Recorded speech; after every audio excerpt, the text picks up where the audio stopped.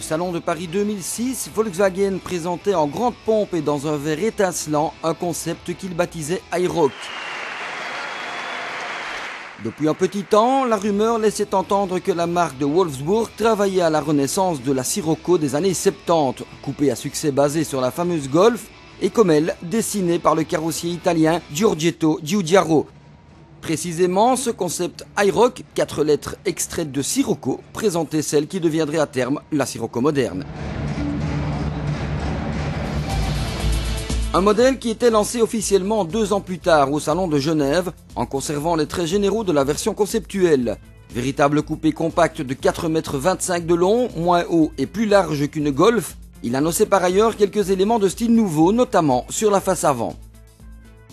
Parfaitement dans l'esprit VW, l'habitacle se caractérisait avant tout par son sérieux de conception et de fabrication, avec toutefois quelques touches qui rompaient un tantinet l'austérité que l'on peut craindre dans le chef d'un véhicule d'outre-Rhin.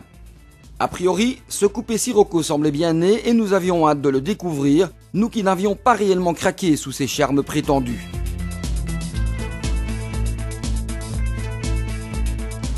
C'est désormais chose faite et autant le dire tout de go, nous avons révisé notre avis.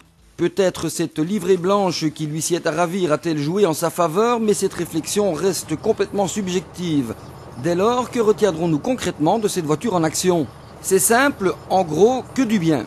Certes, nous disposions du fabuleux moteur 2 litres TSI de 200 chevaux, qui plus est accouplé à la non moins extraordinaire boîte DSG, nous n'avons eu de cesse de nous régaler au cours des quelques centaines de kilomètres parcourus à son bord. Efficacité du comportement, précision de la direction, rendement du système de freinage, tout nous a comblés. Cela dit, tout n'est pas réellement parfait. Exemple, si vous souhaitez emmener des passagers à l'arrière, où ce seront vos enfants, où il faudra limiter les kilomètres. La Sirocco serait plutôt du genre 2+2.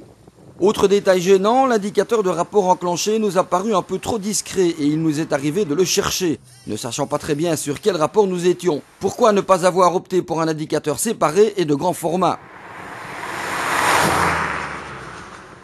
Cela étant, cette concurrente des Audi A3, BMW série 1, voire Volvo C30 dispose de réels arguments, a fortiori dans cette version 200 chevaux DSG qui à 27 940 € est on ne peut plus compétitive face à ses rivales. Tout cela avec en prime une forte personnalité. Joli travail.